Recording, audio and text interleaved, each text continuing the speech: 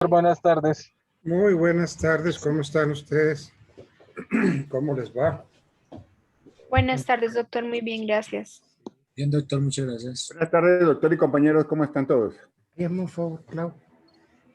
Las gafas están ahí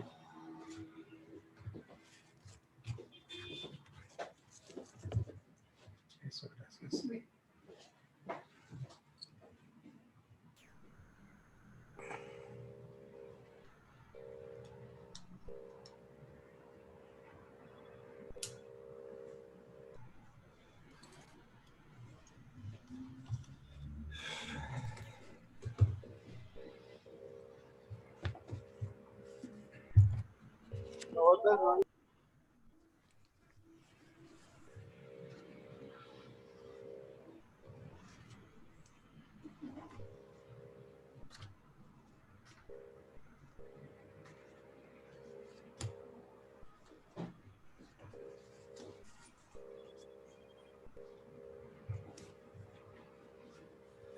Bueno, son las 6:03 y estamos unas 38 personas, 39. Bueno, yo creo que es un buen número para empezar. Quiero recordar un poco la clase de ayer, pero ¿me están oyendo bien? Sí, doctor. Sí, doctor. Lo estamos Sí, señor. escuchando. Perfecto. Bueno, Sí, señor. muchas gracias. Entonces, ayer yo alcancé a decir que el proceso evolutivo del derecho constitucional arranca en la época de la independencia. La época de la independencia, los que tomaron apuntes pues van repasando los apuntes, los que no van tomando apuntes. Dije que el proceso evolutivo del derecho constitucional arranca en la época de la independencia. La época de la independencia la podemos situar entre 1810 y 1819. Este es el primer periodo, el de la revolución de la independencia, y empieza con la expedición en 1811 de la primera constitución política del país. Esa constitución fue redactada por Jorge Tadeo Lozano, quien se inspiró en la Constitución norteamericana.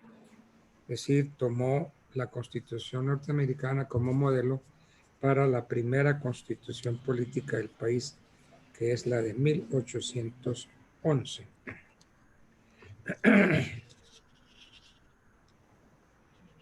En esta misma época,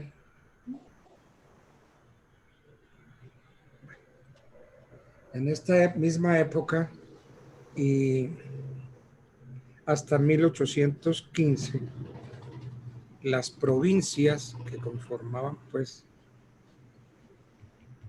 la Gran Colombia se dieron sus propias constituciones. Entre esas constituciones está la de Tunja, la de Antioquia, o las de Antioquia, que fueron dos, de 1812 y 1815. La de Cartagena, las de Mariquita y Neiva. Bueno.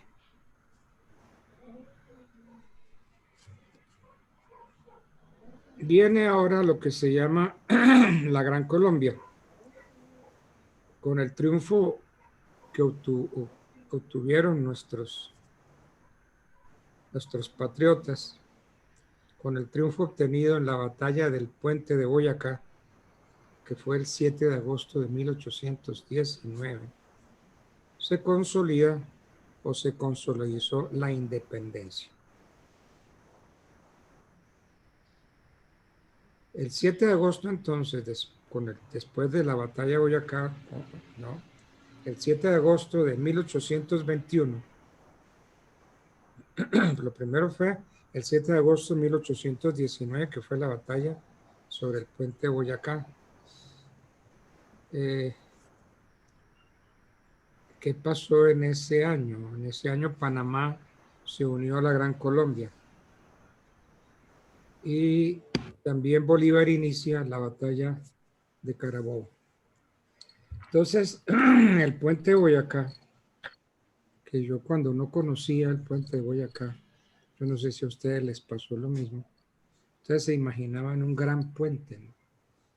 Pues parece que el gran puente se desapareció, se destruyó, y entonces hicieron un puente Boyacá, pero chiquitico.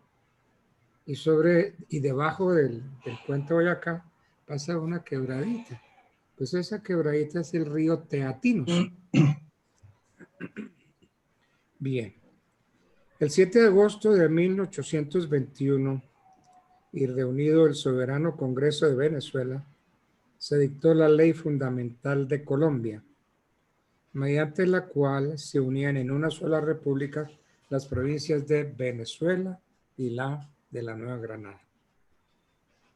Este estatuto fue sancionado el 17 de diciembre de 1819 en la ciudad de Santo Tomás de Angostura.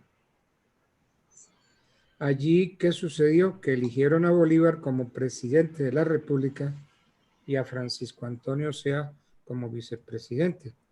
Yo les decía que hay algunos historiadores que dicen que sí, que el Congreso de Angostura eligió a Bolívar como presidente y a Antonio Nariño como vicepresidente. Están esas dos corrientes, esas dos afirmaciones. Bien, entonces el Congreso General de Colombia se reunió en Cúcuta en 1821 y expidió la llamada Constitución de Cúcuta. Esta constitución no se hizo a través de la Asamblea Constituyente o Colegio Electoral. Entonces fue el Congreso General quien expidió la Constitución de Cúcuta de 1821. Importante de esta Constitución es que reafirmó la independencia y señaló que la soberanía reside esencialmente en la nación. Vamos a ver cómo después cambia este concepto y ya se dice que la soberanía reside en el pueblo. En 1828 se reunieron los constituyentes en Ocaña para reformar la Carta Fundamental, pero el encontronazo, la discordia o la disputa siempre que había entre centralistas y santanderistas llevaron al fracaso la Convención de Ocaña de 1828.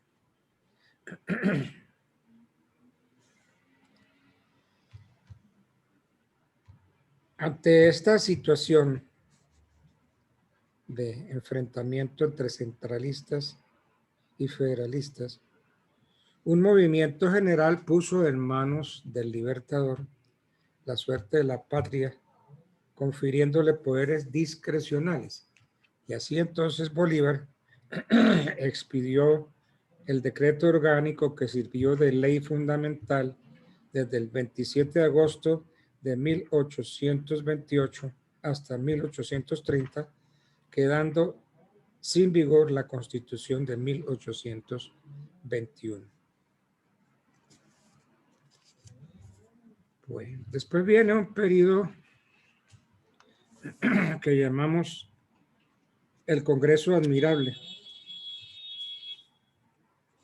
Para superar la crisis de la Constitución de Cúcuta, así como para poner fin al decreto de Bolívar del 7 de agosto de 1828, decreto con el cual se instauró la dictadura, el propio libertador Simón Bolívar instó en Bogotá el llamado Congreso Admirable. Él mismo le puso el nombre, Congreso Admirable, que estuvo presidido por el mariscal Sucre. Fruto de este congreso fue la Constitución Política de 1830, mediante la cual se efectuaron enmiendas fundamentales como las de romper el rigorismo del centralismo exagerado, pero sin llegar a un federalismo total. Se concibió entonces un centralismo limitado, un campo de acción más amplio de las entidades regionales, dándole así una mayor amplitud a la vida seccional. No obstante que el Congreso Admirable expidió una constitución política de grandes proyecciones para la Gran Colombia, se vio reducida en su campo de aplicación al propio territorio granadino. ¿Por qué? Porque en ese momento Venezuela y Ecuador proclamaron su independencia. La Nueva Granada. Disuelta o producida la disolución de la Gran Colombia, se expidió en 1832 la Constitución Política de la Nueva Granada. Esta consagró el sistema de gobierno republicano, popular y representativo. La rama legislativa se integró por dos cámaras, la Cámara de los Senadores, Cámara Alta, y la de los Representantes, Cámara Baja.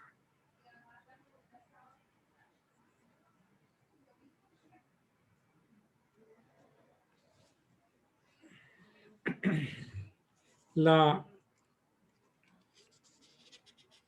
debilidad del Ejecutivo, consagrada en la Constitución de 1832, la fragilidad de algunas de sus instituciones, la lucha de los partidos políticos, condujeron a que se efectuara otro proceso de reforma constitucional que culminó con la Constitución de 1843. Esta Constitución duró 10 años. Con ella se estableció el Poder Ejecutivo, confiriéndole al presidente de la República atribuciones permanentes para superar situaciones de anormalidad. Esta Constitución suprimió el Consejo de Estado. En importancia viene la Confederación Granadina. Mediante la Constitución de 1858 se creó lo que se llamó la Confederación Granadina con un régimen federal, sin tener un contrapeso de un gobierno central suficientemente vigoroso como para conservar el orden. Entonces el gobernador del Cauca en esa época, el general Tomás Cipriano de Mosquera, consideró que con la expedición de algunas leyes en el año de 1859 se había roto el pacto federal y conculcado la soberanía de los estados, y entonces se alzó en armas contra el gobierno de la Confederación que estaba presidido por Mariano Ospina Rodríguez. La victoria del general Tomás Cipriano de Mosquera condujo a la Convención de Río Negro y a la expedición de la Constitución de 1863. Bien, entonces viene la Carta de 1863. La Convención de Río Negro inició labores el 4 de febrero de 1863 y mediante ley del 9 de febrero se organizó provisionalmente el gobierno. Entonces allí se expidió la nueva Constitución y se formó la Confederación de los Estados Unidos de Colombia, integrados con los mismos de la Confederación Granadina, más el nuevo estado del Tolima, que se creó en las jornadas revolucionarias.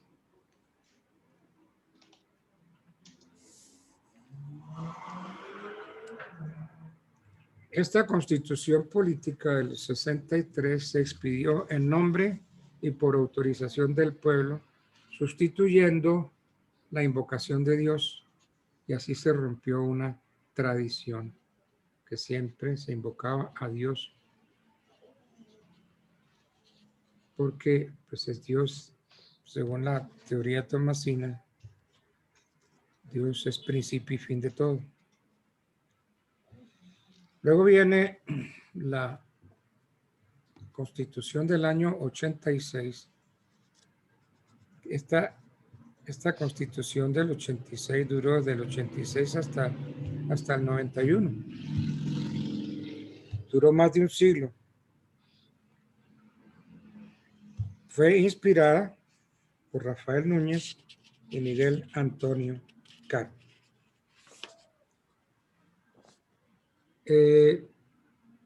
En esta Constitución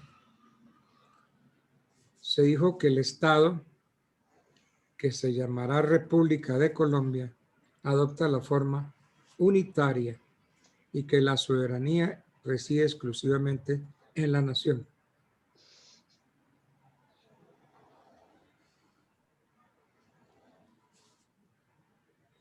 Los departamentos sustituyen a los estados soberanos y los estados se dividen en provincias y en distritos municipales.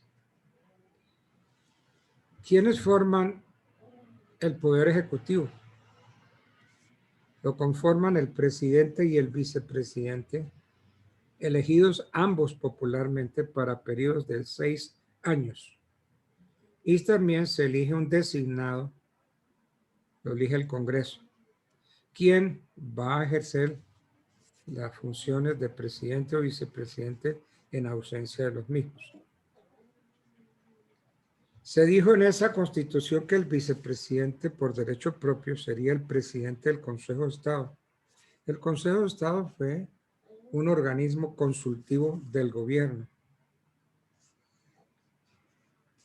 Prohibió la reelección del presidente para el periodo inmediato, pero sí, prohibió la reelección para el periodo inmediato. Se le dieron al presidente unas facultades, por ejemplo, declarar turbado el orden público y en estado de sitio a toda la República en casos de guerra exterior con la firma de todos los ministros. Recibir del Congreso facultades extraordinarias, temporales y precisas cuando la necesidad lo exija o las conveniencias públicas lo aconsejen. El poder legislativo. El poder legislativo se forma por el Senado y la Cámara. 3 senadores por cada departamento. Y en la Cámara un representante por cada 50,000 habitantes. El Poder Judicial. Se conservó el nombre de Corte Suprema para el más alto tribunal en la administración de justicia.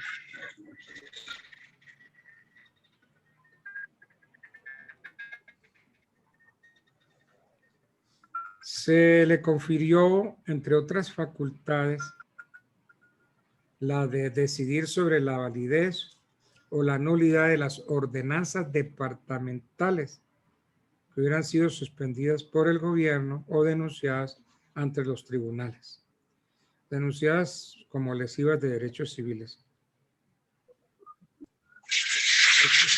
El sistema electoral. Ay, ¿eso qué es? Eso tan feo que es. Luis Alberto Ariza, por favor, apagas tu micrófono. Gracias. Gracias.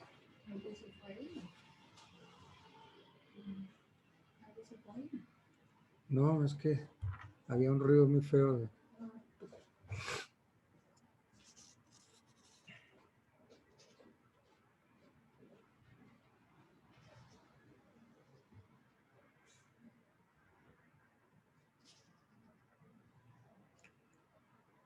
Bueno, en el sistema electoral se estableció que la elección de los senadores correspondía a las asambleas departamentales. Para los gobernadores que son agentes seccionales del presidente, se señala un periodo de 3 años. Se dijo que la religión católica, apostólica y romana era esencial, un elemento esencial del orden social, y que los poderes públicos deben protegerla y hacerla respetar, y que dirige la educación pública. Igualmente facultó al gobierno para celebrar convenios con la Santa Sede a fin de arreglar las cuestiones pendientes. Se trató de arreglar el conflicto entre centralismo y federalismo.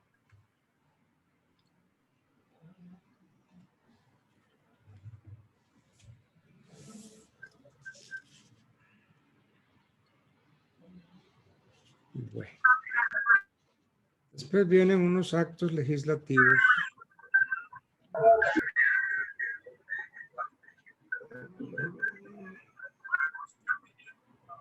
Luis Alberto Ariza, otra vez, ciérrame el micrófono, por favor.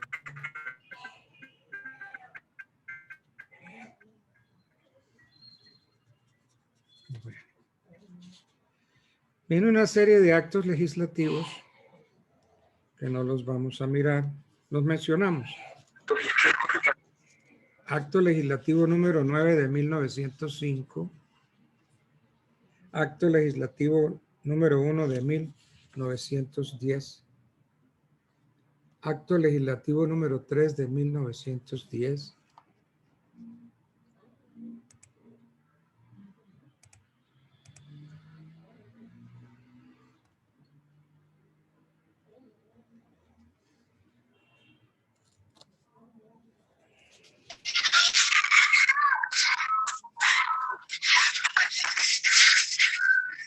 qué horror.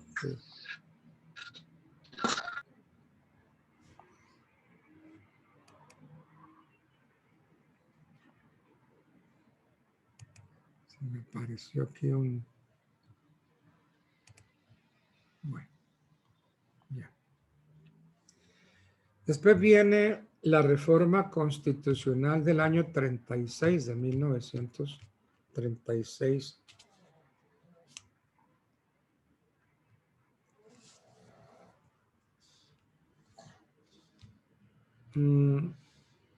Con la reforma del 36 se establecieron los límites de Colombia con las naciones vecinas.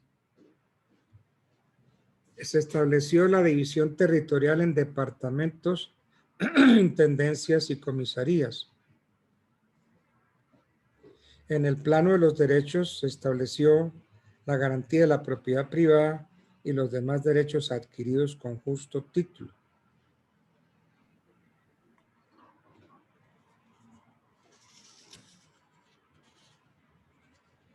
Bueno, y vienen otra serie de cosas que no nos vamos a meter en eso. Después vino la reforma constitucional del año 45.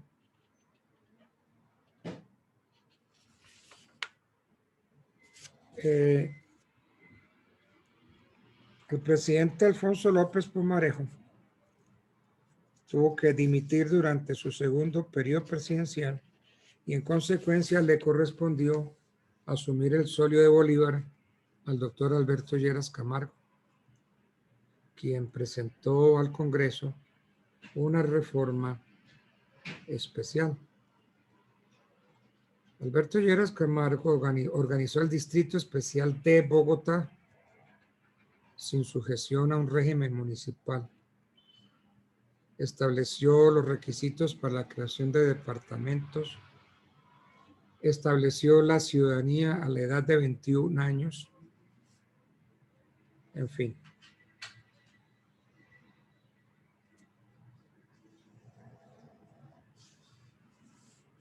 El Distrito Especial de Bogotá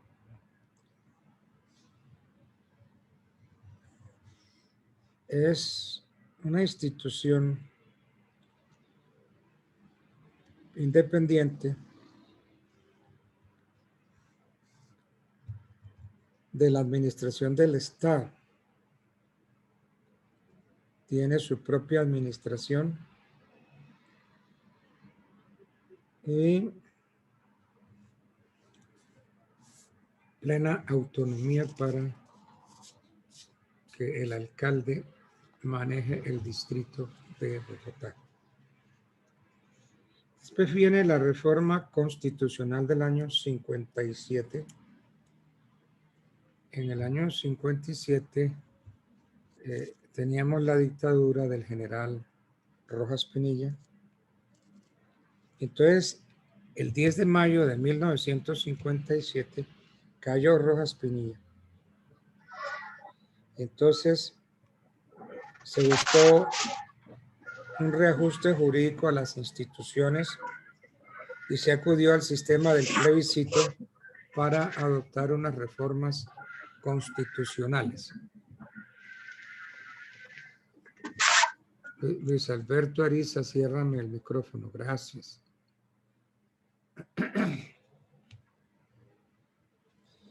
Viene la reforma plebiscitaria de 1957.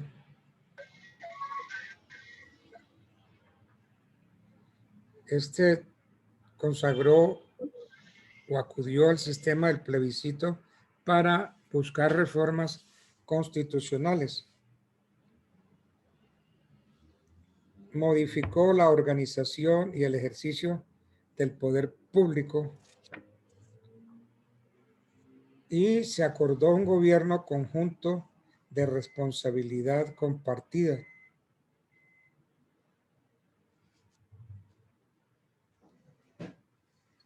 Y entonces se estableció lo que se llamó el Frente Nacional. El Frente Nacional tuvo unas características. Lo primero, que tenía que haber paridad entre los dos partidos tradicionales, el liberal y el conservador. La responsabilidad conjunta de los dos partidos mencionales. No hay partido de gobierno. Y más o menos los textos aprobados en el plebiscito fueron más o menos los siguientes. Se dijo que las mujeres tendrían los mismos derechos políticos de los hombres.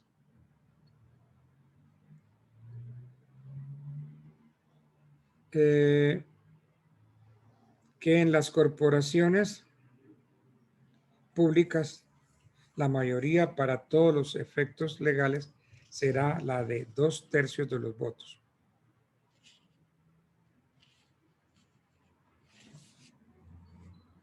Se dijo que los ministros del despacho serían de libre nombramiento y remoción del presidente de la República, pero que el presidente estaba obligado a dar participación en los ministerios a los partidos políticos en la misma proporción en que estén representados en las cámaras legislativas. El objeto de la reforma constitucional fue la de que los dos partidos políticos, el conservador y el liberal, colocados en un pie de igualdad, tuvieran conjuntamente la responsabilidad del gobierno y que el gobierno se ejercía a nombre de los dos.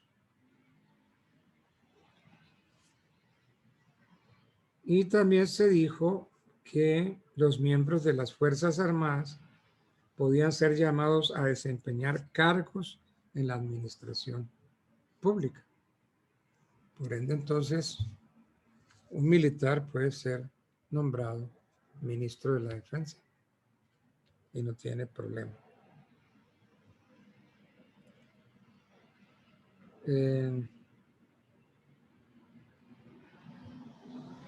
Se estableció que los empleados y funcionarios públicos de la carrera administrativa les estaba prohibido tomar parte en las actividades de los partidos y en las controversias políticas, pero sin perjuicio que pudieran ejercer el derecho al sufragio. Y el quebrantamiento de esta prohibición constituía causal de mala conducta.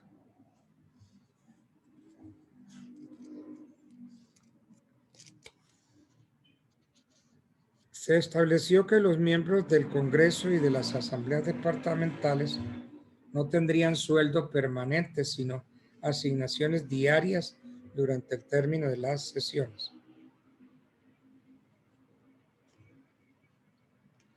Se estableció que el presidente de la República tomaría posesión de su cargo el 7 de agosto de 1958 y así en adelante. Ahí fue cuando vino un gobierno de varios militares, la Junta de Gobierno, integrada por el mayor general Deogracias Fonseca, el contraalmirante Rubén Piedrahíta Arango, el brigadier general Rafael Navas Pardo y el brigadier general Luis E. Ordóñez. Esa fue la única época en que hemos tenido varios presidentes al mismo tiempo y fueron los militares mencionados.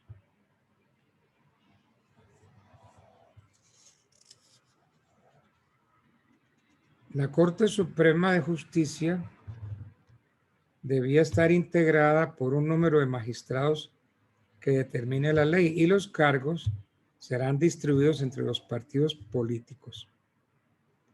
Los magistrados de la Corte serán inamovibles a menos que ocurra destitución por causa legal o retiro por jubilación. La ley determinará las causas de destitución de los magistrados de la Corte y organizará la carrera judicial. Y en adelante, las reformas constitucionales solo podrá hacerse por el Congreso en la forma establecida por el artículo 18 de la Constitución. Bueno. Después viene la reforma constitucional de 1968.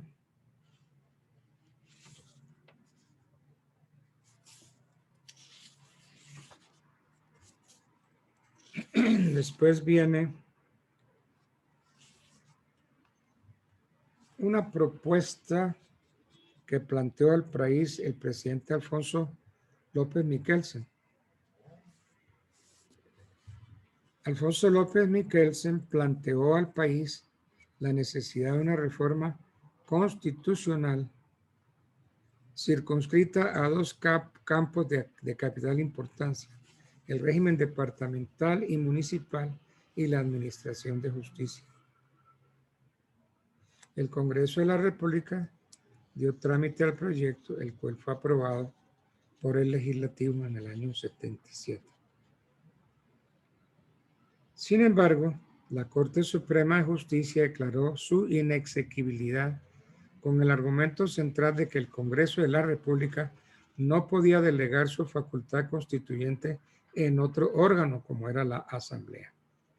Y entonces vino la sentencia de inexequibilidad de fecha mayo 5 de 1978. Después viene la reforma constitucional de 1979, que fue declarada inexequible por la Corte Suprema de Justicia.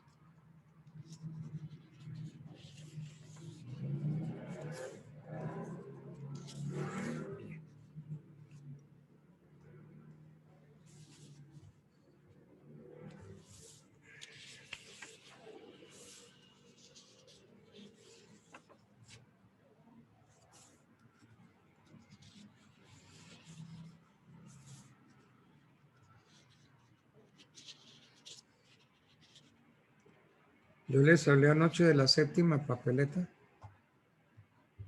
Sí, doctor. Señor, Sí, señor. Sí, lo mencioné, ¿no? La séptima papeleta. llegamos hasta el preámbulo, doctor. Eso.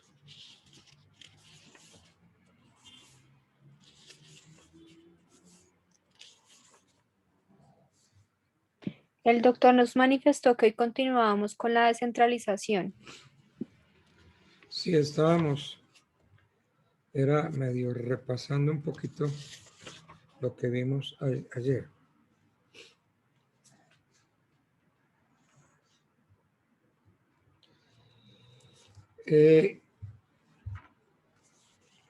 Usted me ubica en la descentralización.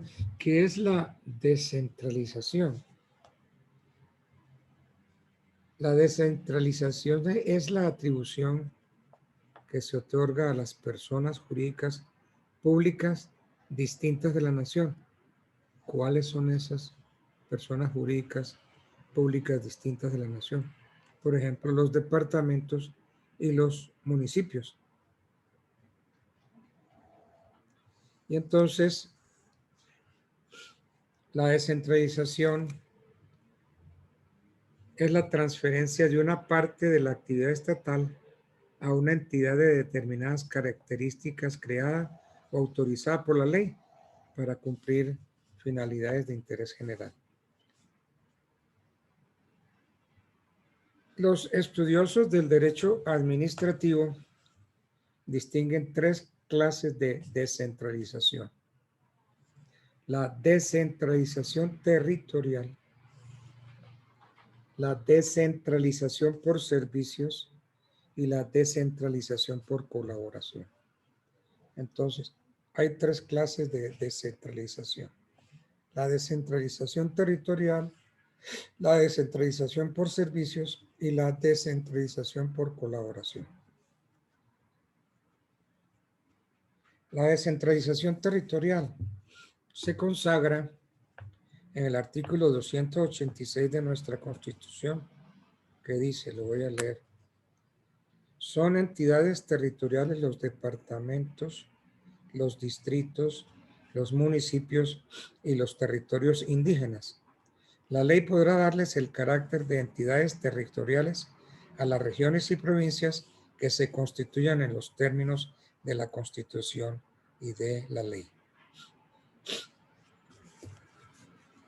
La descentralización por servicios, que también algunos lo llaman descentralización especializada o funcional, consiste en el otorgamiento de competencias o funciones de la administración a entidades que se crean para ejercer una actividad especializada.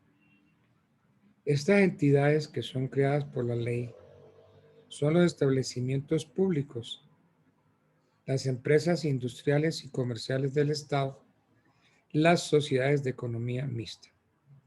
Esa es la descentralización por servicio. La descentralización por colaboración está constituida por instituciones colocadas en los límites del derecho público y del derecho privado, que descargan en la administración una parte de sus tareas y se caracteriza por el ejercicio de una función pública desarrollada en interés del Estado y en ejercicio de dicha actividad en nombre y de la organización privada. Podemos citar como ejemplo la descentralización por colaboración de las funciones de las cámaras de comercio, de la Federación Nacional de Cafeteros, como el Fondo Nacional del Café. Esa es la descentralización por colaboración. Bueno.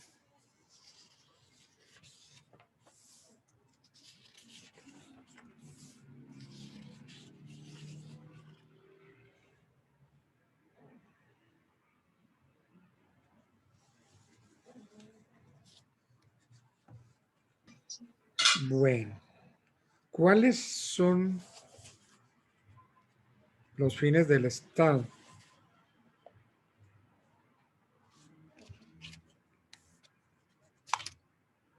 Miremos a ver el artículo 2 de la Constitución Política.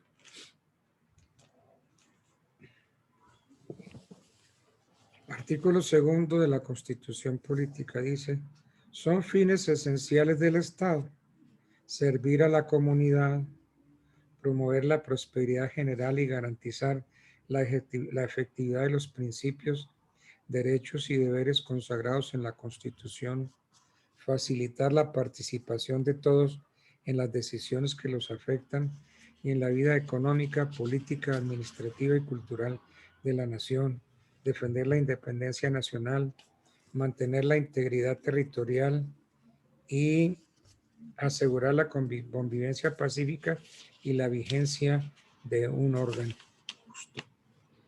Las autoridades de la República están instituidas para proteger a todas las personas residentes en Colombia en su vida, honra, bienes, creencias y demás derechos y libertades, y para asegurar el cumplimiento de los deberes sociales del Estado y de los particulares. Ahora, aquí se dice en el artículo 3 de la Constitución, y aquí viene el cambio: la soberanía reside exclusivamente en el pueblo. ¿Sí? Que veníamos diciendo que la soberanía residía exclusivamente en la nación. Pues no, el artículo 3 de la Constitución actual dice que la soberanía reside exclusivamente en el pueblo, del cual emana el poder público. El pueblo la ejerce en forma directa o por medio de sus representantes en los términos que la Constitución establece. Coco. Esos son los fines del Estado.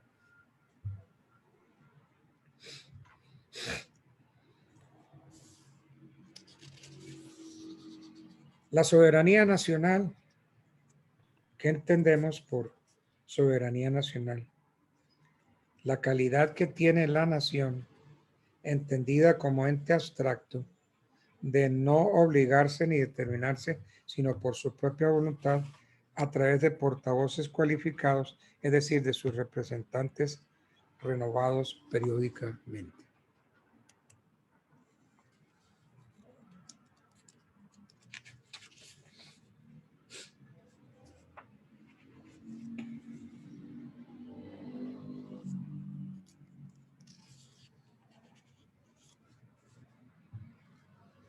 La nueva Constitución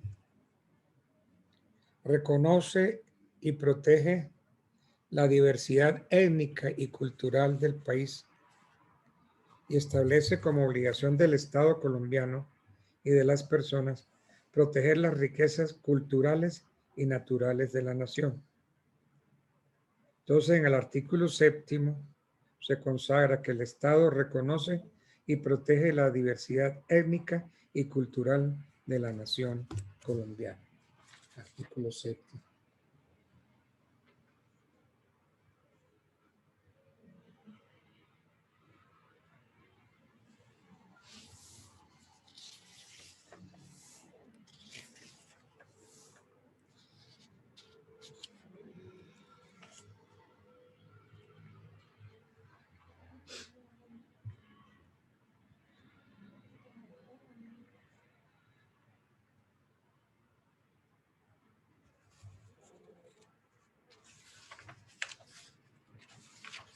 Bueno.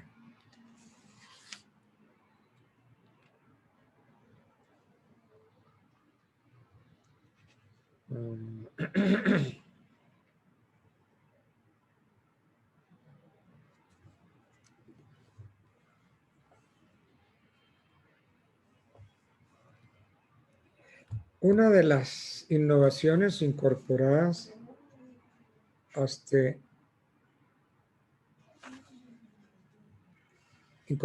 a nuestro ordenamiento, es decir, por la Asamblea Constituyente del 91, está lo que se llama el voto programático.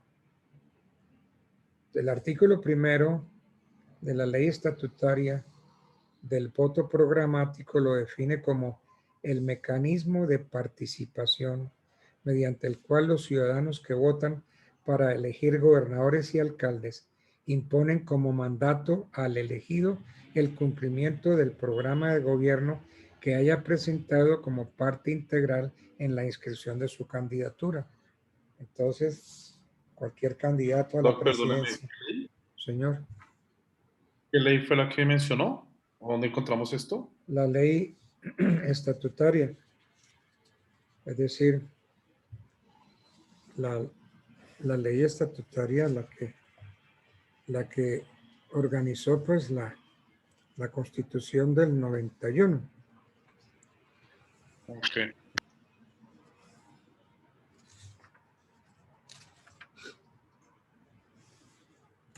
A ver, ¿qué leeré yo?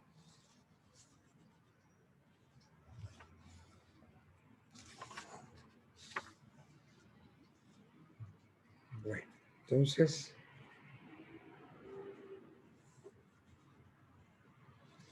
también otra disposición importante radica en la revocatoria del mandato por incumplimiento del programa de gobierno. Este es un mecanismo de participación popular que causa la pérdida de la investidura de los gobernadores y alcaldes elegidos popularmente en los términos de la ley.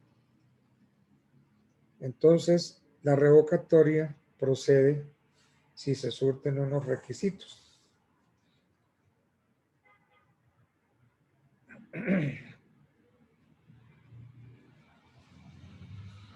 Entonces se puede buscar la revocatoria del mandato recaído en un gobernador o en un alcalde.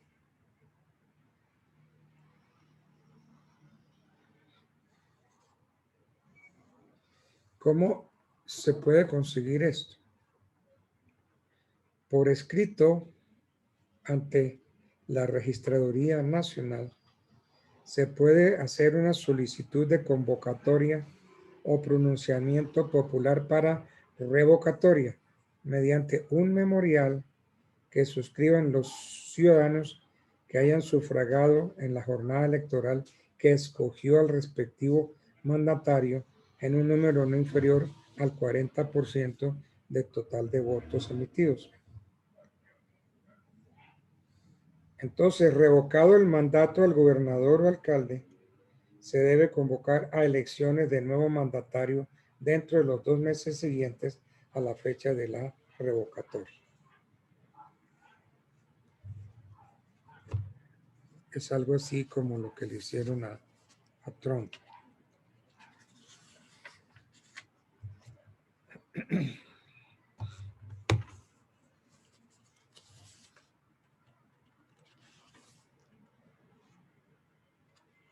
Respecto de la Constitución,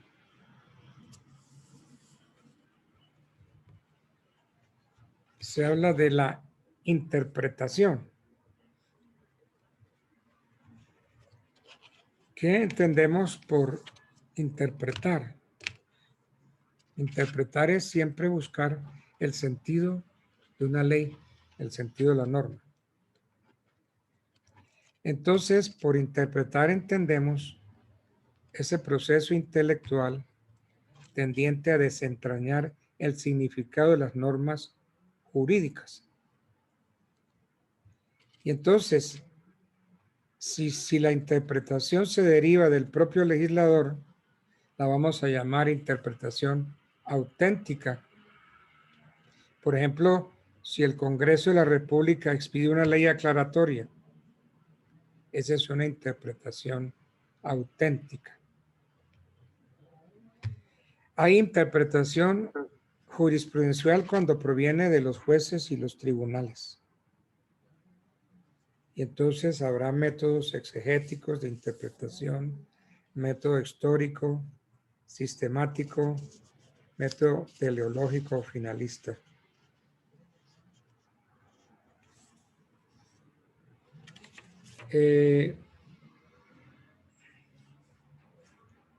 Tenemos también que la Constitución, como es una norma, entonces la Constitución en todos los países es la ley de leyes, es la ley máxima. Por eso le hablan de la Carta Magna. Es la Carta Magna y para avalar efectivamente el carácter superior de la Constitución sobre cualquier otra disposición legal. Entonces, es indispensable institucionalizar los mecanismos que traduzcan en la práctica ese principio. Se establece el deber de los nacionales y los extranjeros en Colombia para acatar la Constitución o las leyes, como la de respetar y obedecer a sus autoridades.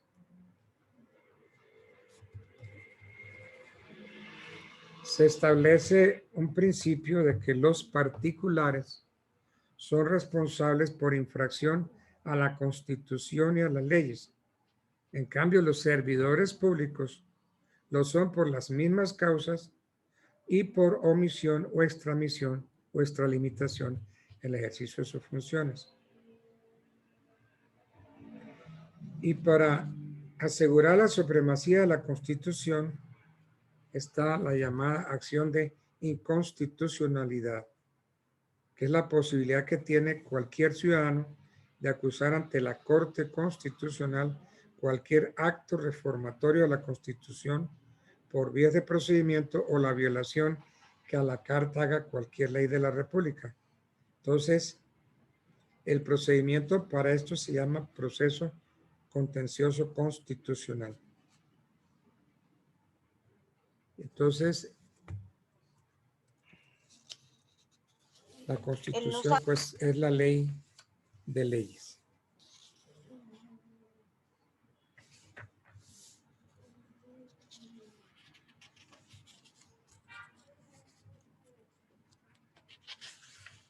Bueno. Quiero irme a la Constitución del 91.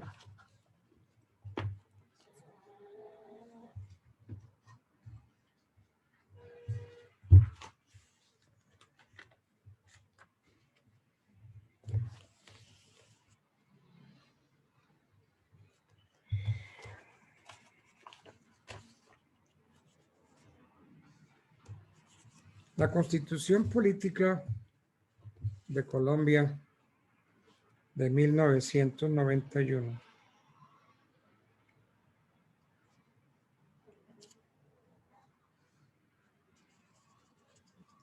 hay una verdadera revolución porque hay una cantidad de artículos nuevos y de reforma de los artículos de la Constitución del 86.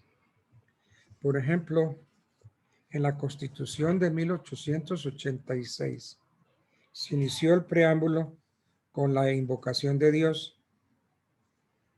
Se decía en la Constitución del 86, en nombre de Dios, fuente suprema de toda sabiduría. Y se dijo que el fin era afianzar la unidad nacional, lograr la justicia y la libertad y la paz.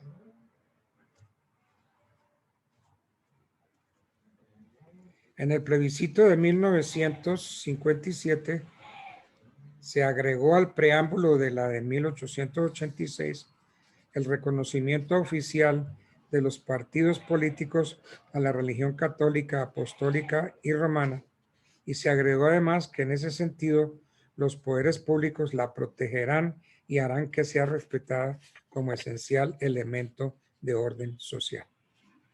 Entonces, eso es lo que podemos decir en cuanto al preámbulo, pero ya en la Constitución del 91 se notan unos cambios. En primer lugar, la religión católica ya no aparece monopolizando la fe de la nación. Es que la religión ni siquiera se menciona en esta parte de la Constitución. Se menciona a Dios, en el preámbulo se menciona a Dios, no como fuente suprema de toda autoridad, sino solamente como protector. En tercer lugar es el pueblo de Colombia en ejercicio de su poder soberano, representado por los delegatarios, quien decreta, sanciona y promulga la Constitución. Bien. Entonces, eso es el preámbulo. Tenemos en el artículo primero, va a hablar de los principios fundamentales. Y entonces se dice que Colombia es un Estado social de derecho organizado en forma de república unitaria, descentralizada, con autonomía de sus entidades territoriales, democrática, participativa y pluralista.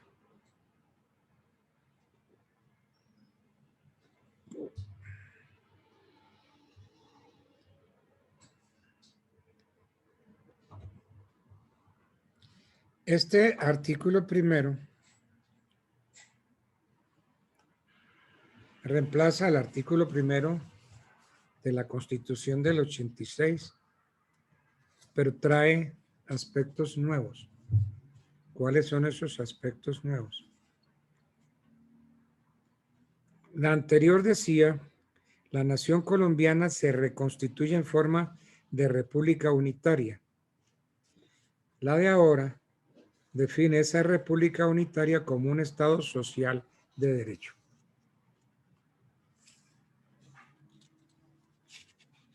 En el artículo segundo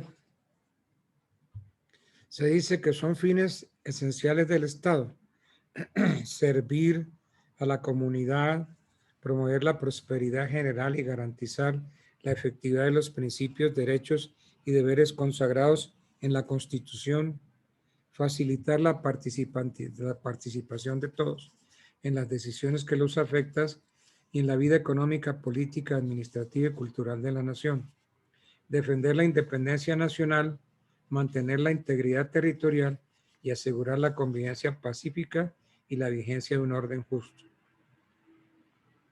Las autoridades de la República están instituidas para proteger a todas las personas residentes en Colombia en su vida, honra, bienes, creencias y demás derechos y libertades, y para asegurar el cumplimiento de los deberes sociales del Estado y de los particulares.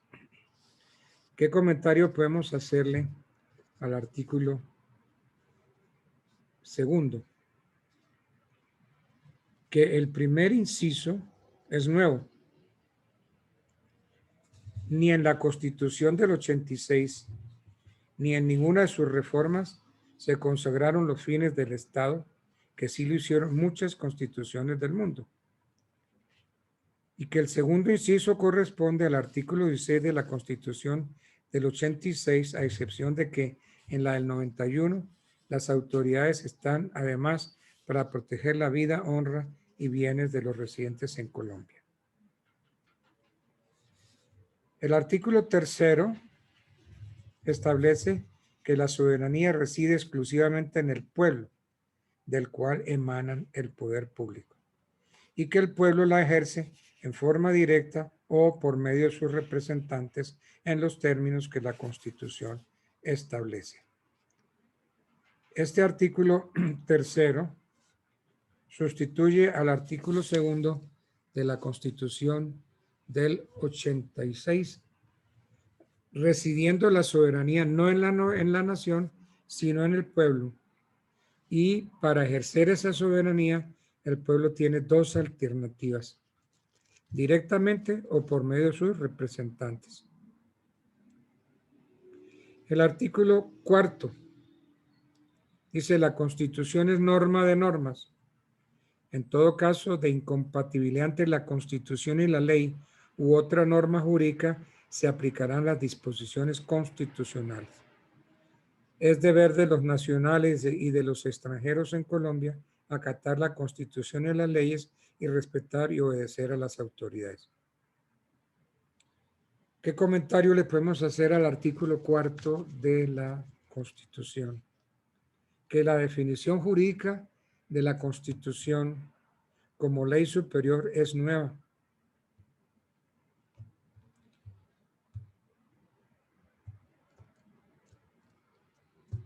Esa parte es nueva, ley superior. El artículo 5, el Estado reconoce sin discriminación alguna la primacía de los derechos inalienables de la persona. Esta norma del artículo 5 es nueva. Artículo 6. Los particulares solo son responsables ante las autoridades por infringir la Constitución y las leyes. Y los servidores públicos lo son por la misma causa y por omisión o extralimitación de sus funciones. Esta norma del artículo 6 es una reproducción textual del artículo 20 de la Constitución de 1886. Artículo 7. El Estado reconoce y protege la diversidad étnica y cultural de la nación colombiana. Este principio, el principio consagrado en este artículo, que reconoce y protege la diversidad étnica, es nuevo. Quizás el de mayor calado social e histórico, ya que después de la destrucción brutal de la cultura americana acaecida en 1492, el pueblo indígena necesitó 500 años para que el Estado reconociera que ha existido, que existe y que se halla, aunque disperso, como una realidad tangible, como parte del patrimonio étnico, la riqueza cultural de la diversidad étnica de la nación. Y entonces es obligación del Estado y las personas proteger las riquezas culturales y naturales de la nación. Esto es nuevo en la Constitución. Bueno.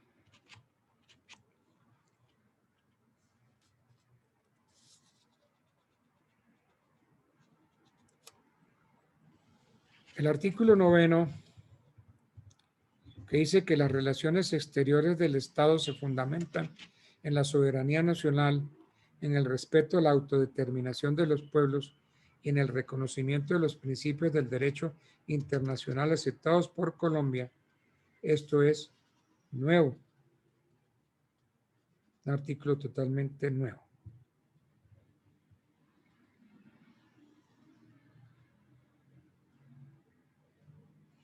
El artículo 10, que dice que el castellano es el idioma oficial de Colombia, que las lenguas y dialectos de los grupos étnicos son también oficiales en sus territorios, y que la enseñanza que se imparte en las comunidades con tradiciones lingüísticas propias será bilingüe. Esa declaración es nueva en la Carta Fundamental.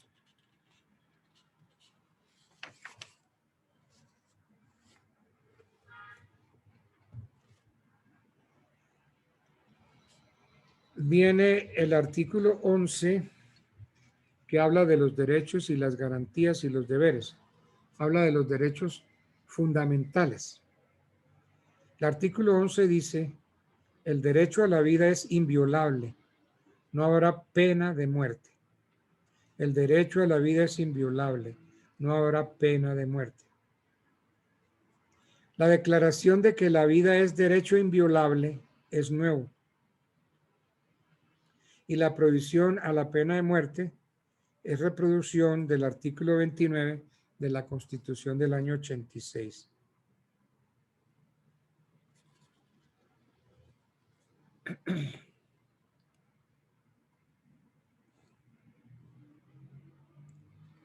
Ese principio consagrado en el artículo 13 de la Constitución, de que todas las personas nacen libres e iguales ante la ley, recibirán la misma protección y trato de las autoridades y gozarán de los mismos derechos, libertades y oportunidades sin ninguna discriminación por razones de sexo, raza, origen nacional, lengua, religión, opinión política o filosófica. y el Estado promoverá las condiciones para que la igualdad sea real y efectiva y adoptará medidas en favor de grupos discriminados o marginados. El Estado protegerá especialmente a aquellas personas que por su condición económica, física o mental se encuentren en circunstancias de debilidad manifiesta y sancionará los abusos o maltratos que contra ellas se cometan.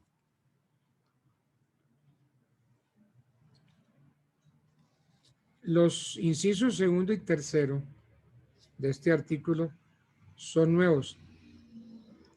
Consagran la preocupación por que la igualdad sea real y efectiva y por el esfuerzo que hará el Estado para proteger a los desvalidos de todo orden. Realmente esto se viene luchando desde el tiempo de los romanos. En la época de los romanos se decía que todos los hombres éramos iguales ante la ley. Y eso es lo que se denominó la isonomía. Y se viene cacaraqueando desde el tiempo de los romanos la igualdad de todas las personas ante la ley. Se consagra la preocupación porque la igualdad sea real y efectiva para que el Estado proteja a los desvalidos de todo orden. El artículo 14, toda persona tiene derecho al reconocimiento de su personalidad jurídica. Toda persona tiene derecho al reconocimiento de su personalidad jurídica. Esa es una declaración nueva en la Constitución.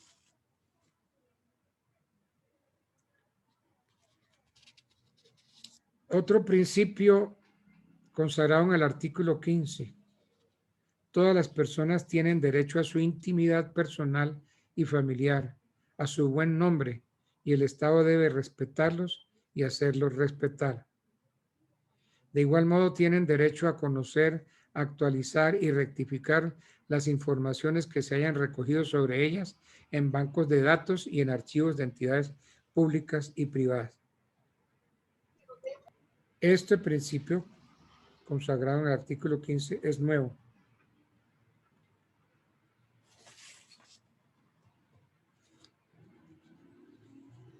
El artículo 16, todas las personas tienen derecho al libre desarrollo de su personalidad sin más limitaciones que las que imponen los derechos de los demás y el orden jurídico. Este principio es nuevo en la Constitución. Derecho al libre desarrollo de su personalidad. Profesor, una pregunta, excúseme interrumpirlo. Perdóneme, ¿cuál fue la inquietud? Excúseme, profesor, interrumpirlo, gracias. Con respecto al artículo 15, usted mencionaba al terminar el artículo que las personas tenían derecho a hacer modificaciones en bases de datos, pues precisamente para mejorar, digamos, su evaluación ante la sociedad y ante diferentes estamentos. Ahí se puede incluir todo este tema del data crédito. Pues es que ese es un problemita que no han querido reformar, ¿no?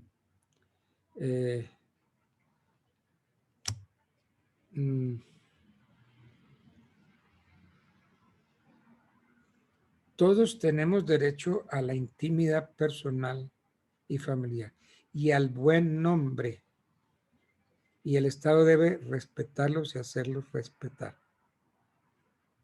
Y de igual modo tienen derecho a reconocer, actualizar y rectificar las informaciones que se hayan recogido sobre ellas en banco de datos y en archivos de entidades públicas y privadas. Realmente no debiera existir ninguna entidad ante la cual se denuncien pues las faltas o fallas económicas en el pago de obligaciones y que vaya uno a parar a una lista negra. Y sobre todo que si le tomó uno 10 años de permanecer ahí, entonces la sanción es el doble, 20 años más. Realmente eso tiene que acabarse. Eso, ese listado, esa lista negra. Pero igualmente se dice que no, que las entidades, las corporaciones tienen derecho a saber sobre las condiciones económicas, sociales suyas, de si usted es una persona que cumple con sus compromisos o no. Pero es que haya un instituto donde usted vaya a parar en lista negra y que se sientan autorizados para decir bestialidades suyas. Realmente eso es violación al artículo 15 de la Constitución. El buen nombre. Todos tenemos derecho al buen nombre y el Estado debe respetarlos y hacer respetar nuestro buen nombre. Y tenemos derecho a que rectificar las informaciones que se hayan recogido sobre nosotros en esos bancos de datos y en archivos de las entidades públicas y privadas. Todo eso es inviolable. Solo podrían ser interceptadas o registradas mediante una orden judicial. Entonces, no sé, yo considero que eso sí es una violación al artículo 15 de la Constitución.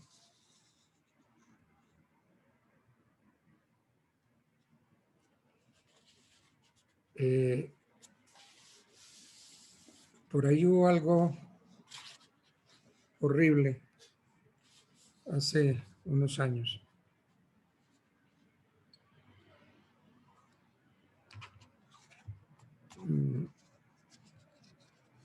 Esto ocasionó que a mí me sacaran de la Facultad de Derecho de la Universidad de Medellín, porque un magistrado de la Corte Constitucional era el padre del decano. Y ante una pregunta que hicieron de que cómo veía él las relaciones entre un padre y una hija,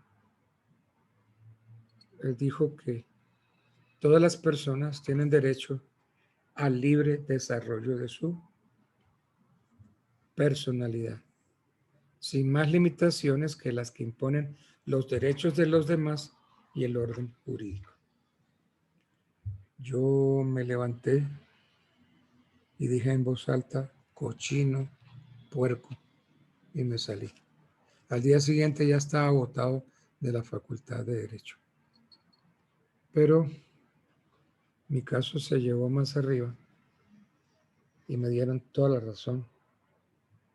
Me dijeron que no se podía cobijar bajo el libre desarrollo de la personalidad las relaciones de la niña con el padre, porque eso es puerco, eso es cochino. Porque es que el artículo dice todas las personas tienen derecho al libre desarrollo de su personalidad sin más limitaciones que las que imponen los derechos de los demás y el orden jurídico. Este principio es totalmente nuevo en la Constitución y eso hay que volverlo a debatir, volverlo a analizar. Bueno.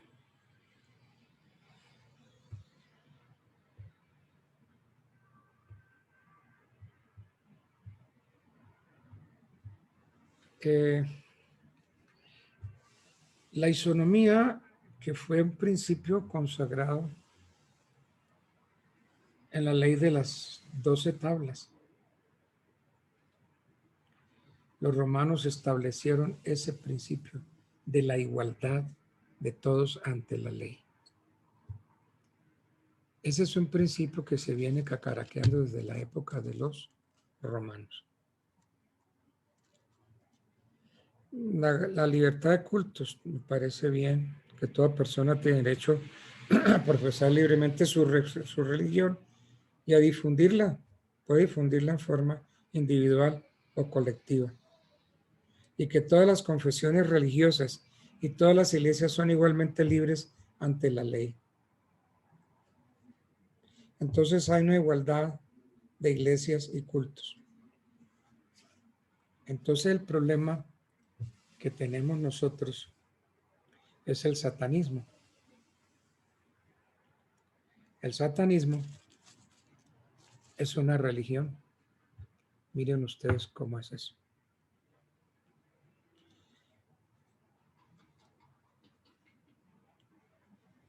La libertad de conciencia, nadie podrá ser molestado en razón de sus convicciones o creencias, ni compelido a liberarlas, ni obligado a actuar contra su conciencia.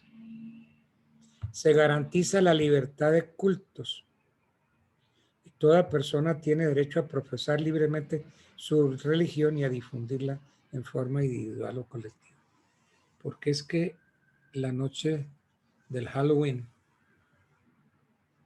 es una noche, es una fiesta satánica. Y yo alguna vez estuve abanderando por acabar eso. Porque es una fiesta satánica. Doctor, una pregunta. Sí, dígame. Doctor, bueno, digamos en relación a este artículo que usted está mencionando, el artículo 18, entonces tendríamos aquí que hay una discrepancia entre este artículo y el Código Penal cuando prohíbe, digamos, y el artículo primero, de hecho, que dice que el derecho a la vida es inviolable, y cuando usted menciona lo de la libertad de cultos con respecto al satanismo, que es, digamos, basado en el sacrificio tanto de vidas humanas como animales, entonces estaríamos hablando que hay una discrepancia en la misma Constitución, doctor. Pues es que el problema es qué entendemos por culto. Entonces, por culto es que religión. Se garantiza la libertad de cultos, la libertad religiosa. Entonces, sí, toda persona tiene derecho a profesar libremente su religión, a difundirla, y que todas las confesiones religiosas e iglesias son igualmente libres ante la ley. Y entonces, si bajo la libertad de cultos yo puedo sacrificar vidas humanas y puedo sacrificar la vida de unos animales, pues como que estaría dentro de la libertad de cultos, ¿cierto? Como que toda persona tiene derecho a profesar libremente su religión. Y entonces, esto del Halloween, que yo insistí en una época y que yo quise abanderar para sacar esa fiesta de entre nosotros, pues yo fui derrotado porque pues yo dije que todo eso era satánico. Y resulta que el satanismo es una religión. ¿Cómo les parece? Es una Doctor, religión. buenas noches, qué pena. Señor, sí. Está diciendo que el satanismo es una religión, pero entonces, como tal, está tipificada como religión acá en Colombia, o sea, está avalada como una religión el satanismo. Pues no es que esté reconocida oficialmente como religión, pero en los alegatos se la ganan a uno. Pero, Usted, doctor, ¿usted a quién sigue? ¿En quién cree? Entonces, católicos y cristianos tenemos que decir, nosotros seguimos, creemos en Jesús de Nazaret. Doctor, Y entonces yo no puedo decir que sigo y creo en Satanás, en Lucifer. doctor, una pregunta. ¿En Sí. qué se basa usted para decir que el Halloween es satánico, que no se debe celebrar? Esa es una fiesta extranjera en la cual se visitaban las casas y los seguidores de ese culto tocaban en su casa y entonces le proponían a usted unos cambios, unos trucos, y entonces le tocan a la puerta, le dicen, Trick or Treats Halloween. Hagamos un pacto, celebremos un culto entre usted y yo. Y entonces venían las propuestas de fórmulas satánicas. Y entonces se les dio que porque esa era la fiesta de los niños. Y fíjese usted que a los niños los disfrazan. Y generalmente los disfrazan de diablos. Entonces es una fiesta que no es propia nuestra, esa no es fiesta nuestra, es una fiesta impuesta por el satanismo. Y pues ahí me derrotaron porque el satanismo es una religión, es un culto. Doctor, hay muchos, yo puedo contraargumentar diciendo pues que hay muchas fiestas paganas, demasiadas fiestas paganas, que el catolicismo pues las convirtió en fiestas religiosas, ¿sí? Puedo suponer también que efectivamente, porque yo no puedo desconocer el argumento que usted está dando, y de hecho yo también creo que es cierto que sí fue de pronto algo que se instauró mal en un principio, pero en este momento yo cuando disfrazo a mi hijo, yo no le estoy haciendo culto a Satán, ¿sí? No, yo soy católico, apostólico y romano y toda mi familia y nos gusta incluso, hasta yo me disfrazo en Halloween, pero cuando yo lo disfrazo no lo hago con el objetivo ni de hacerle culto a Satanás, ni de ser satánico, o sea, lejos está coger un gato, hacer una estrella, o sea, los niños se divierten. De una u otra manera, pues yo también he tenido como ese debate, pero no cree, profesor, que eso es como una manera de estigmatizar a las personas que lo hacen involuntariamente. Involuntariamente no, porque yo soy consciente de que puede ser algo malo, pero que igualmente yo sé que no le estoy rindiendo culto a Satán y mi niño se divierte no cantando el triqui triqui, porque yo no lo pongo a cantar el triqui triqui, pero que vaya y pedir dulces o que de pronto uno se reúna con los amigos, ¿sí? Una fiesta de disfraces que es algo que no se hace con mala intención, pero que de todas maneras no se está ejerciendo como un estigma ante esas personas que hacemos eso. Pero mire usted que de alguna manera se está siguiendo la tradición, solo que como no entendemos la fórmula que proponían en su época, trick or treats, entonces ahora decimos triqui triqui, trick or treats, entonces la gente no tiene por qué saber qué es lo que estaban proponiendo. Entonces, triqui triqui Halloween, y se le agrega, si no hay dulces para mí, se te crece la nariz o cosas así particulares. Pero entonces, ¿qué están haciendo? Lo mismo, es la misma tradición, la misma solemnidad. Entonces, así es que mire, uno delinque no solamente por acción, sino por omisión. No, claro, y es una palabra que yo estoy repitiendo como un loro y no sé qué significa y es válido, pero yo digo, quiero paz, quiero amor, quiero dulces, por favor, yo no estoy repitiendo el triqui triqui, ¿sí? Entonces, ¿qué es lo que hace que sea satánico? Si el niño de mi vecina dice triqui triqui, él es satánico, y mi hijo que dice quiero paz no es satánico. O sea, yo creo que hay una estigmatización, o sea, supongo, porque igualmente eso es objeto de debate, y está bien que lo hagamos porque su merced está argumentando, yo también estoy argumentando, no es estigmatización general por todas las personas que salimos a pedir dulces y me incluyo. No, es que yo estoy de acuerdo en que tiene que haber una fiesta para los niños, y eso de que los niños salgan a pedir dulces, eso es lo más sano del mundo, y que vayan acompañados de sus padres precisamente para evitar que los satánicos se roben a nuestros niños y los sacrifiquen ese día en sus fiestas satánicas. Es que en esos días se pierden niños y se pierden cierto tipo de niños. El niño blanco, el mono de ojos claros es al que más persiguen y esos niños los matan. Doctor, buenas noches, ¿cómo está? Entonces, Daniel Marín es mi nombre, doctor. Tengo una pregunta. Señor. Sí, lo oigo. Perdón, no, lo estoy oyendo muy lejos. ¿Ahora me escucha más cerca? Un poquitico. ¿Con quién estoy hablando? Daniel Marín. Daniel Marín. Ah, pues entonces abre tu micrófono. Ya está abierto, Doc. No sé si los demás me escuchan bien.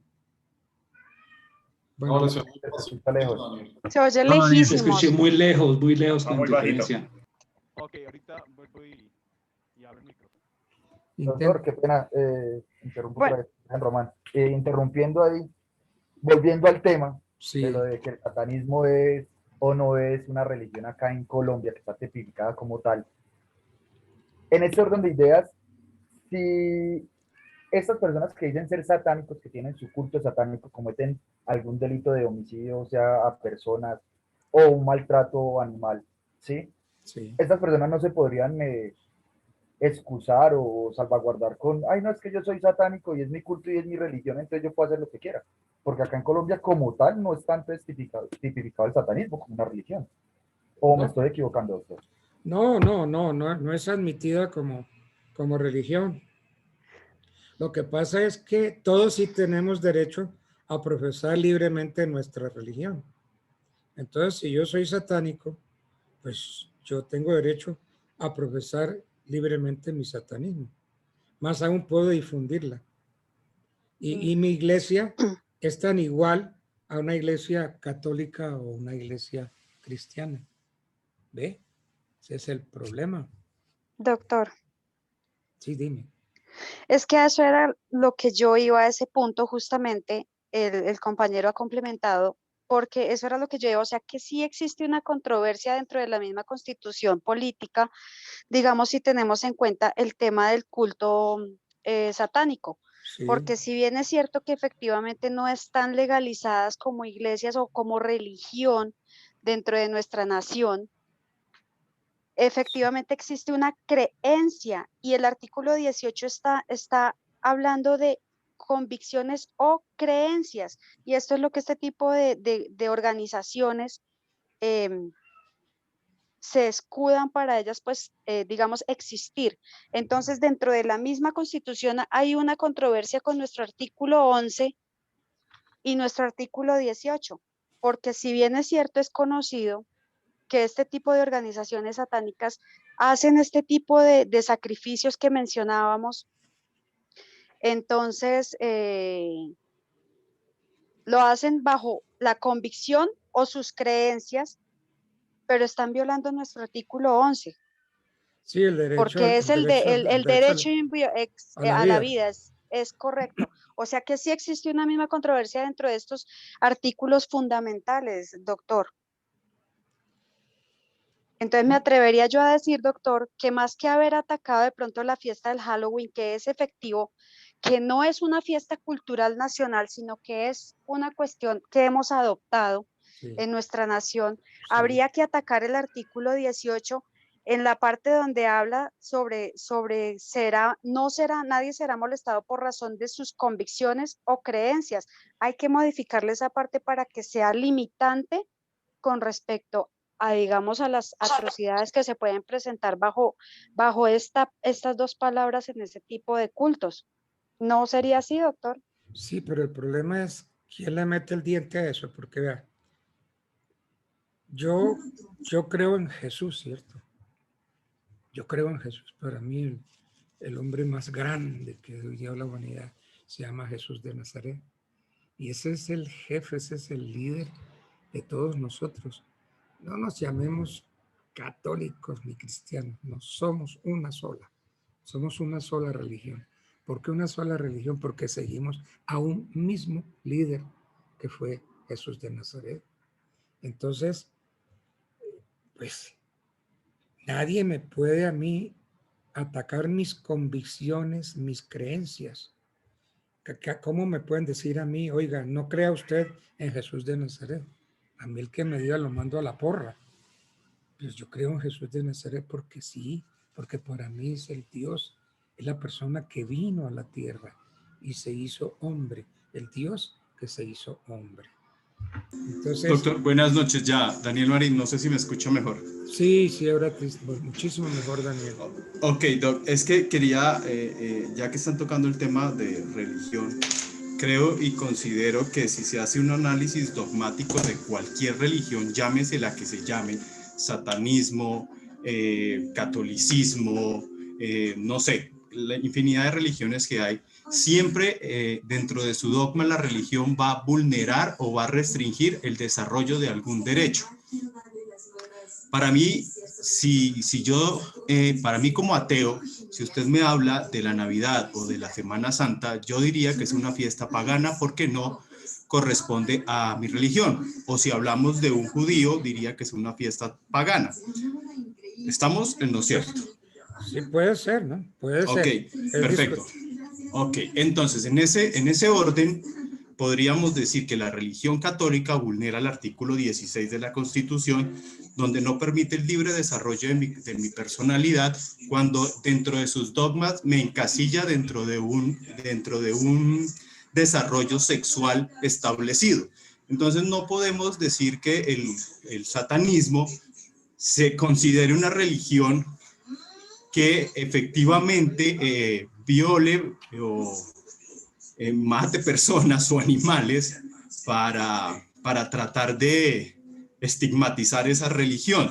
Creo que como abogados y como estudiantes de derecho debemos ser más neutrales a la hora de emitir cualquier juicio respecto a las religiones y al comportamiento y a las decisiones y a las creencias del pueblo colombiano. Cuando usted lo ha dicho desde un inicio, ya no estamos amparados en una religión, sino en un estado social de derecho. Entonces creería que es un poco una discusión como jabonosa, doctor, no sé si me permite la expresión, sí, donde vamos a patinar toda la noche. Lo que tenemos que estar es un poco más abiertos a lo que ocurre actualmente pues en la sociedad. Y no podemos, porque todas las religiones vulneran de una u otra forma cualquier derecho fundamental dentro de la Constitución. No sé, que eso quería como desahogarme un poco con ese concepto que tenía y con lo que estábamos hablando en la clase, doctor. No, es que esto está en lo cierto. Es que el asunto es que nuestra Constitución garantiza la libertad de religión, la libertad de cultos. Entonces usted puede ser católico, protestante, budista, puede ser lo que usted quiera. ¿Y por qué no puede ser satanista? ¿Cierto? Ese es un culto, eso es una religión. Doctor, entonces, un ejemplo así, ejemplos pendejos que le llegan a uno. Llego yo y mato a alguien y me amparo en este artículo porque es que en mi libertad de culto, mi pareja y yo somos satánicos y ella quiso que yo la asesinara porque era una ofrenda para el dios Satán. Entonces, basados en eso, ¿yo quedaría eximente de culpa? No, ni de responsabilidad penal, es que ese es el problema, ¿no? Es que el Código Penal ya mira la actuación humana, la encasilla en una conducta. Por eso se habla de la tipicidad. Si mi conducta encuadra dentro de una de las normas plasmadas en el código como delito, pues mi conducta es delictual. Pero si la Constitución está por encima, si es la Carta Magna y está por encima del resto de normas, entonces en este caso, ¿qué pasaría? Sí, pero entonces la Constitución no me dice a mí que por tener libertad de cultos yo puedo matar. Profe, yo tengo una pregunta, o sea que ahí estaremos hablando de que eso sería una antinomia jurídica porque es una contradicción de dos artículos. Sí, claro, es que si en el fondo nos ponemos a mirar si hay contradicción entre los artículos, ¿no? Okay. Sí, señor. Y que todos tenemos derecho al libre desarrollo de nuestra personalidad. Miren, era presidente de la Corte Constitucional. Ese señor en una conferencia dijo que las relaciones sexuales entre un padre y su hija encuadraban dentro de el libre desarrollo de la personalidad. Yo estaba ahí. A mí me pareció eso tan cochino que yo me levanté y le dije, cochino, puerco. Se lo dije así. ¿Profesor, puedo intervenir una cosa? Sí, señor. ¿Puedo intervenir? Señor, claro.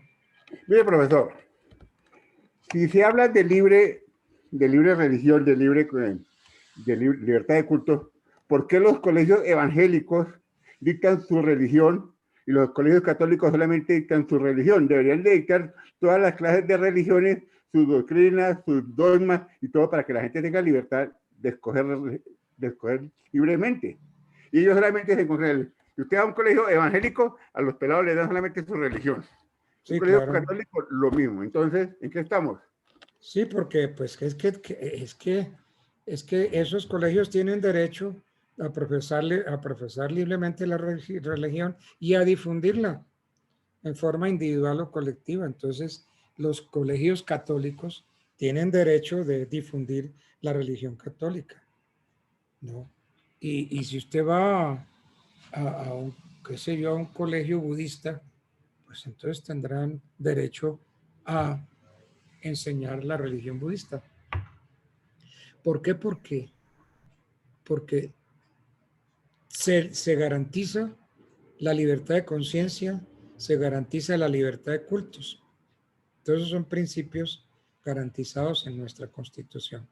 Pero es que este tema es bien difícil, bien fregado, muy fregado. De modo que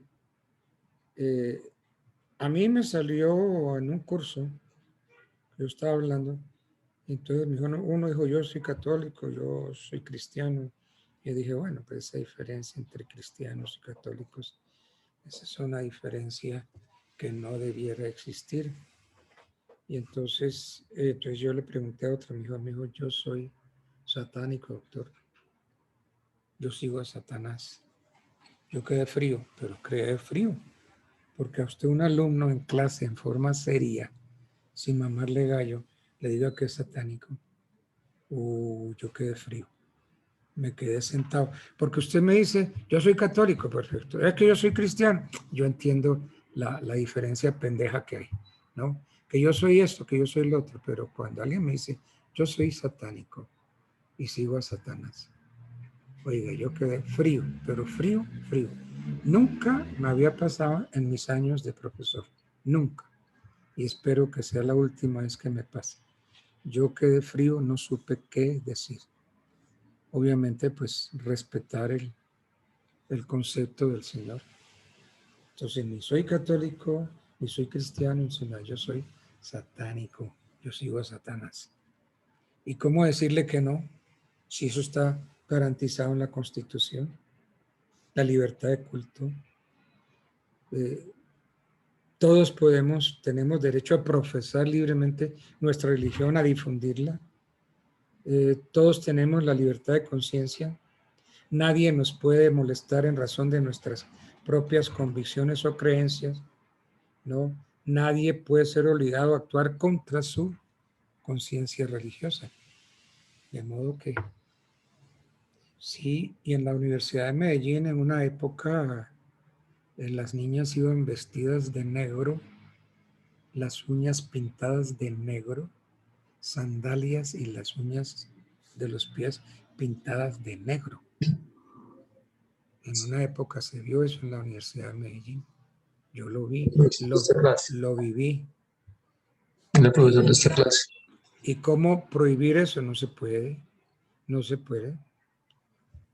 En fin, dígame. Buenas noches. Buenas. Profe, yo quiero hacer una pregunta. En un colegio, ¿cómo le garantiza la libertad de expresión a un niño? Es decir, un niño tiene que ver, generalmente en los colegios profesan la religión católica. Un niño que no sea católica y por ese hecho pierde religión, perdió el año por ese hecho. ¿Cómo le garantiza la Constitución al niño esa libertad de culto?